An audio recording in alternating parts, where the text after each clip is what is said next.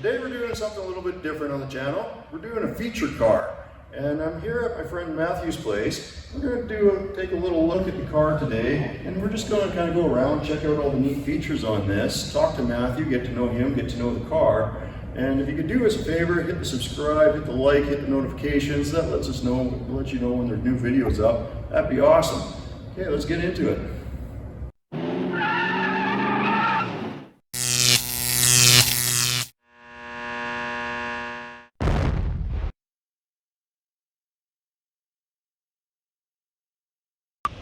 Hey Matthew, welcome to the channel. Thanks, Frank. So tell us a little bit about yourself. What is it that you do for a living? I run Tecmotion Chassis Dyno owner service, and our main business here is reprogramming engine management systems and modified cars. Okay. However, I also do a little bit of custom work for customers and for myself when I have a chance. Excellent. Well, we got some of your custom work right here, and it looks beautiful, I must say. Thank you. We'll get into the car a little bit later, but so give us some of your background. How did you get into the automotive business? I've been a pretty hardcore Ford guy my entire life, but I have an honors degree in computer science, and I worked computers pretty well my whole life up to a certain point. Years ago, I received a headhunter letter that suggested maybe I should take my knowledge of Unix computer systems and Ford Mustangs to Dearborn and work for Ford Powertrain. And I wasn't very interested in moving to Michigan from Alberta, but it always kind of stuck in my mind. And I reached a certain point in my career where I felt like I didn't have to be punching computers for guys full time anymore. And I opened the Chassis Dyno shop. And the reason that I opened the Chassis Dyno shop is for my Fox body, which had got to the stage where it really needed some dyno work in order to do what we expected it to do. And ultimately, that car went 944 and 143 naturally aspirated. Wow. Is that at this altitude where we are here, or is that at sea level? It went at 976 in Medicine Hat. Okay. That's on my YouTube channel. There's lots of video of that car. Sure. There's lots of video of this car as well in action. Well, you still got your YouTube channel? We can put a link up and... Yeah, for sure. It's just search for PZM, or if you go to Tecmotion.ca, there's a channel link there, and there's bio links to the cars. Awesome. So you seem to be a pretty diehard Ford guy. How did you get into Fords? Like a lot of people, I guess. My dad drove Fords, drove Ford trucks. My mom always drove a Chrysler, but my dad drove Fords or Internationals. And I got to liking Fords, and I got a real like for the Ford Mustang early on. Sure. And I've owned and built and restored a lot of Mustangs over the years. Great. Okay. For sure. I'm not really all that married to a particular brand. As I've gotten a little older, I think I've come to appreciate other brands of vehicle a lot more than I might have in my misguided years. I think you and I are on the same page for that one. I might have had a little bit of that myself, particularly towards imports. I've learned to develop a little more of a respect for them now, and I still tend to shy away from Fords, although there's a few that I still like. So, well, like take the '69 Camaro or '70 Chevelle. You gotta be pretty hard-hearted not to like it. Oh, exactly right. There's just some cars that are just timeless, they're classic, and this is certainly one of them. And so, maybe what was the inspiration for this build? Well, I'm an old Fox body guy, and 5-liter Fords are a favorite of mine, and I won a lot of races in Fox body. Sure. When the Coyote came out, I thought this is the motor we've been waiting for, and it was so much of a step beyond the earlier 4.6 modulars. So I ran out and bought a Coyote Mustang, a 11 GT convertible. It's a real early build car. Captain Marty says it's one of one. Whatever he says, it is a little bit of an unusual car for sure. And I really fell in love with the motor, and I thought we should do a project that features this motor. Sure. And I started looking around for cars that we could put a motor like that in and really feature it. And, Yep. as luck would have it, I had a guy bring a real early factory 5 hot rod kit here, which had a push rod for it. Okay. Which we dynoed and set up for him. And when I realized it could be built as a hardtop, because this is Alberta, and Yeah. every day that's sunny probably has a little rain. Yeah. Not this year though. This has been a little different this year, but that's a different topic. But yeah, this is the kind of a car that I could drive and do something with, and so we set out to build one of these street rods with a Coyote in it, and with the idea of road racing a little bit. awesome. So you do road race this then? Yeah, that was their original intent, and I ran a season of time attack here in Alberta with it. I was second in the GT1 class with the car. Yeah. I dragged it a little bit. It seemed like the kind of tracks we had here were kind of car wreckers, Yeah. and so I thought after a season I thought better of running the car on Right. these tracks, because if I'm going to wreck a car, I got 2,500 hours and a bunch of money for nothing. Yeah. So now we do have a couple new tracks coming to Alberta, and particularly the Calgary area, that hopefully they'll be set up exactly for this. Yeah, that's a lot more exciting. And the thing about the track I was running at was it's the kind of place where if you made a mistake, it was real easy to destroy the car. It wasn't very forgiving, is what you're saying. That's right. And some of these new track designs look like you might end up in a pea grab instead of a concrete wall. That's a lot easier on the car. Yeah, that's a lot easier on the car. I've seen the results of some of the cars hitting the concrete wall. It doesn't go well for the car typically. Yeah, I don't know. Maybe I should throw this spec Miata. Yeah. If you wreck the car, you got 10 grand in the whole car, and you go like this, and as long as you're okay, Yeah. you throw a match in it and start over. But when you got a car like this, I don't know, this takes a little bit of crazy to. Yeah, you get a lot of hours into I this. do feel like when you show a car that having provenance on the car counts, and that this car was genuinely risked on the racetrack, and it genuinely did some stuff. So. Awesome. I mean, I won a lot of car shows, but my first ever award for the car was a drag racing check, because the car went sportsman semi-final on the shakedown weekend. Great. Because I had it on track immediately as soon as we finished it. We didn't have like a year of Trailer Queen going to car shows to win trophies. The very first thing we did is put it on track.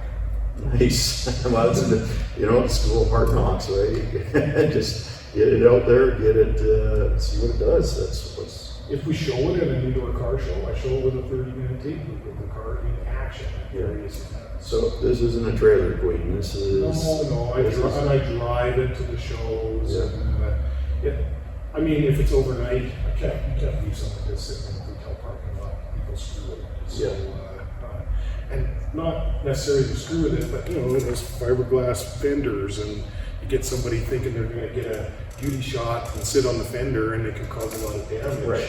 Without actually trying to. Right, But they're not being malice. They just accidentally could have. Yeah, you have to understand the vehicle before you get it and handle it or touch it or lean on it or anything like that, right? To give you some idea, I have driven the car as far as Crow's Nest Pass and as far as Castor, which are like 2.5, 3 hour drives each way for car shows for a 1 day event. Okay, nice. So you're like 5 hours in the seat.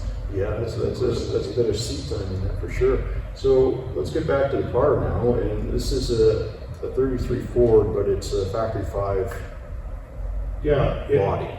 Right, the car started life as a factory 5 kit, and I think if you're going to build a custom car, it's a good idea to, if possible, start from somewhere rather than totally from scratch. Sure. Right? Yeah. It's a lot easier to start from somewhere. So sometimes that's starting with a used up '67 Mustang.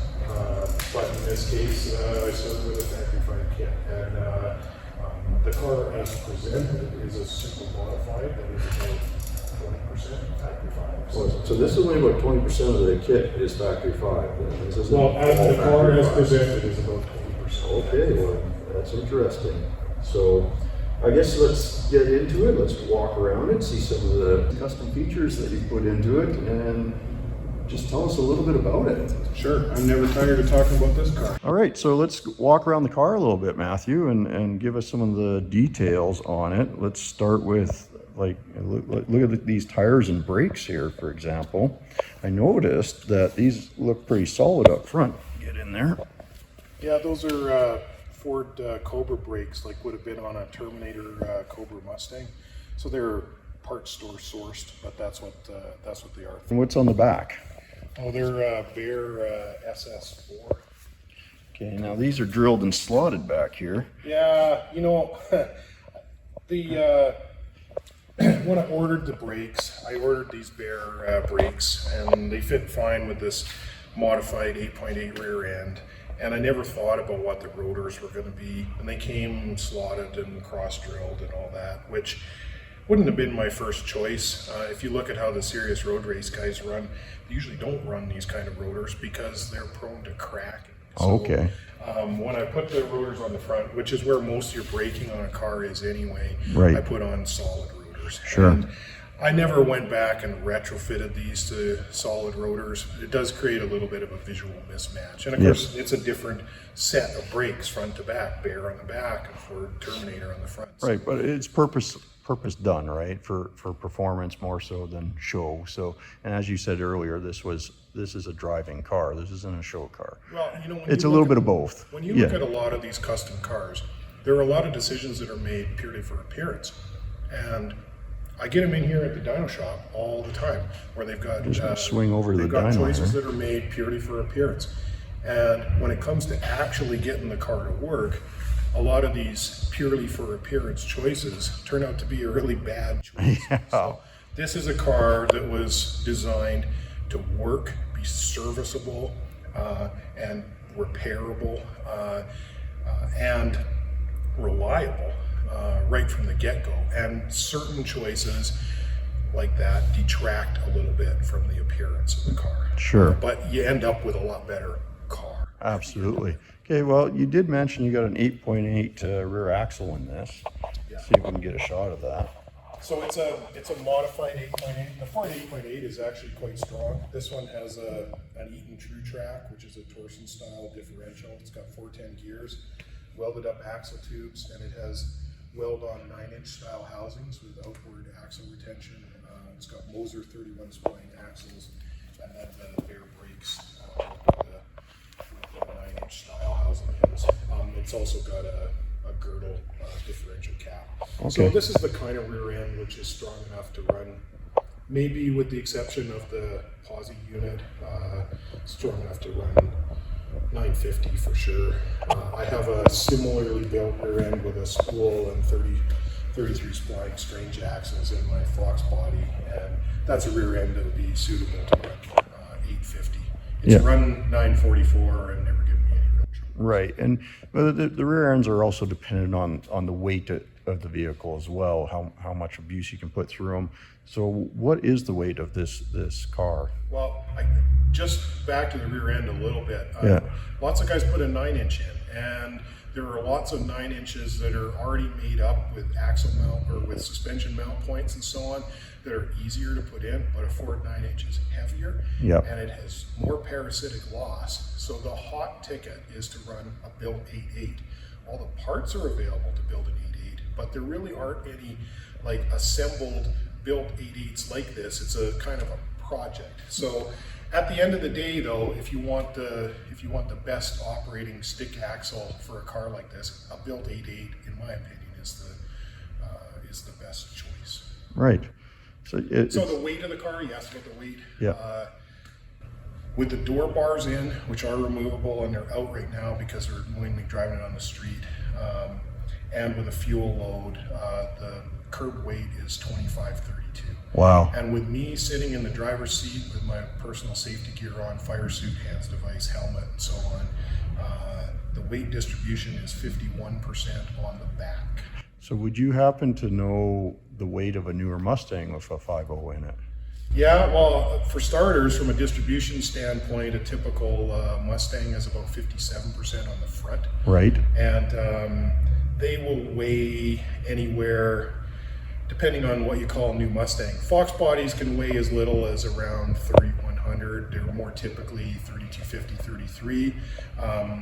A car like my 11, which that's the kind of power plant that's in this car, in coupe form probably weighs around 36. So we're talking just about 1,000 pounds lighter then. Yeah, this car turned out heavier than I hoped for because I added a bunch of nice to haves like a heater, and it's got power windows, and Sure. it's got heat shield soundproofing throughout the car, including on the under the headliner on the top, which helps reduce vibrations in the car. All of that stuff adds weight. Bulletproof bell housing, that's a safety feature, but it adds weight. It's got the heavy T56 Magnum XL transmission, and that adds weight. But even though it turned out a little heavier than I really hoped for, it's still a really light car. Okay. So is there anything in the back that we might be interested in? Yes, it's a fuel cell car and Okay. it has onboard fire suppression, so I can pop the trunk for you if you want. Sure, if you don't mind.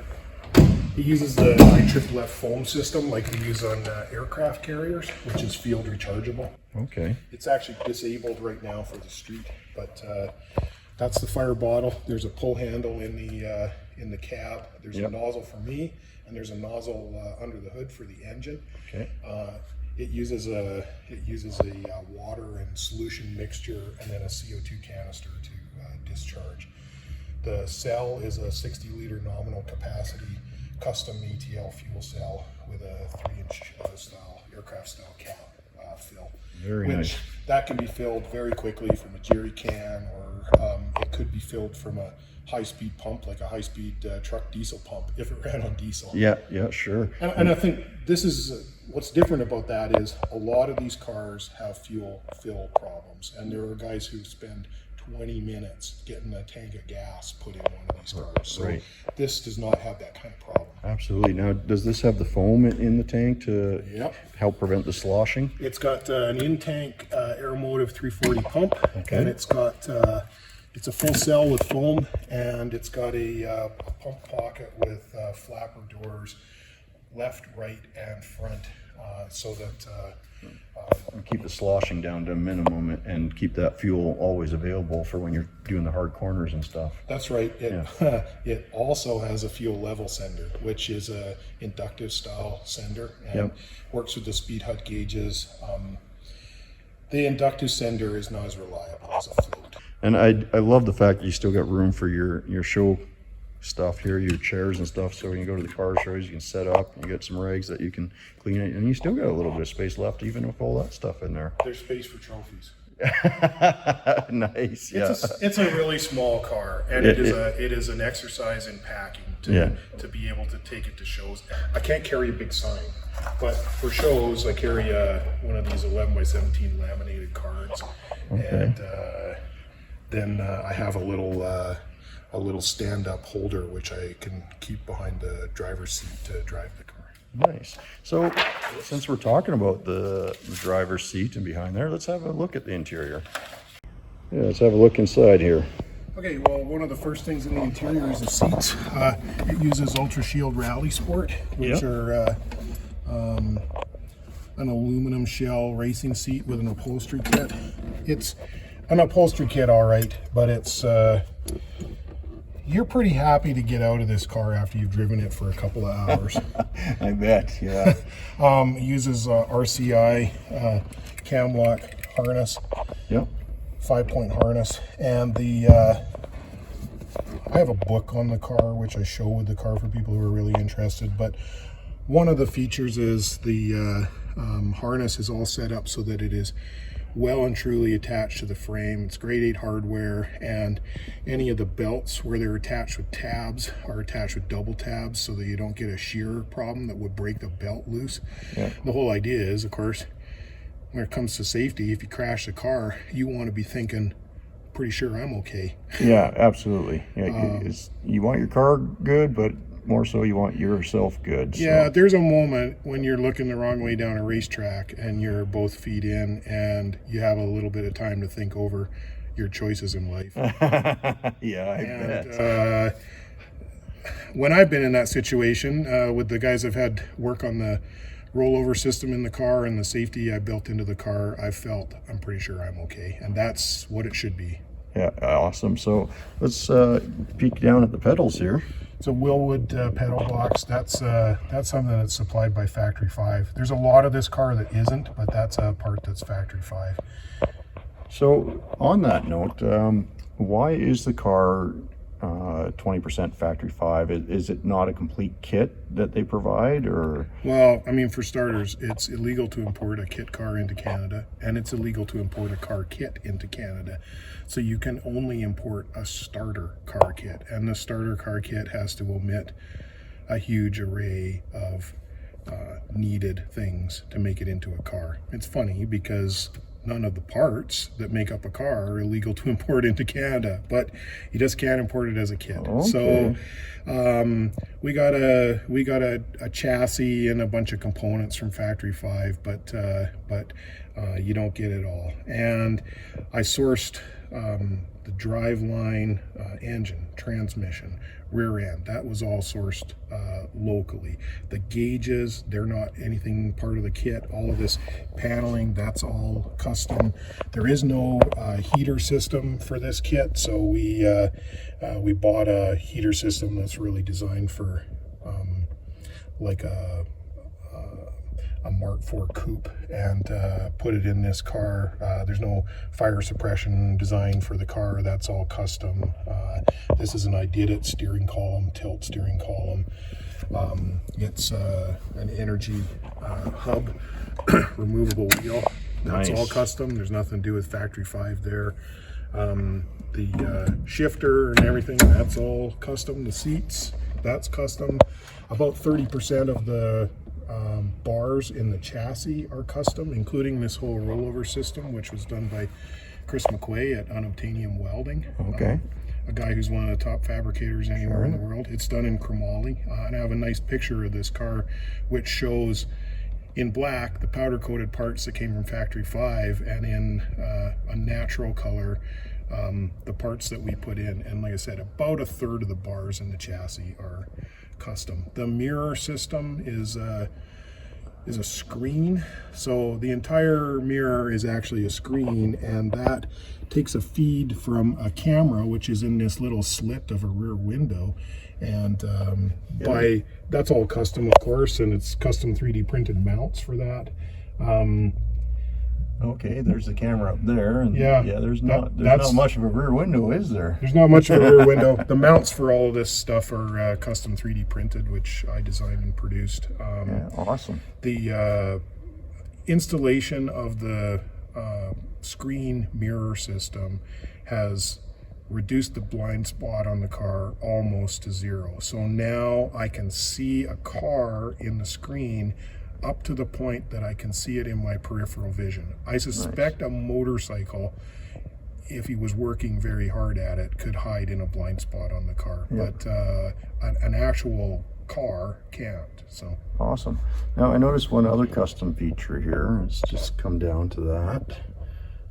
Right there, looking at the keychains here, that must have taken a while to customize that. Eh? Yeah, well, I was watching a ZZ Top documentary. I've always liked ZZ Top, but I didn't build this car as a tribute to the Eliminator or anything, but I suddenly realized, what the heck, I got a car that's a lot like Eliminator. Maybe I should get a ZZ Top keychain. So it's kind of a little joke. And you know, with a car like this, there are a lot of little details that people don't often see, but if they get looking at the car, really looking at the car, they're there, and people will pick out different little details. Sometimes they pick out my keychain, or sometimes they pick out the like shop logo, which is right into the gauges. I got Speed Hut to do these gauges custom Nice. for the car. Now, I was looking at the transmission, and we got a 6-speed in here. Yeah, it's a T56 Magnum XL, 6-speed manual. The shifter knob is out of a Terminator Cobra, and it uses a short throw shifter that I got from my friends at Western Motorsports. That transmission is a big bulky transmission with a double overdrive, and it's kind of a pain to get in a little car that a big guy is going to drive. However, at the end of the day, all the pain and fitting stuff that's super tight and a fist fight for every bolt turns into a car that really works the way it should. It's absolutely a beautiful car, Matthew. Perhaps we should move on to the heart of the car and pop the hood and have a look underneath there. This was the inspiration for your build, so let's take a look at that. Sure.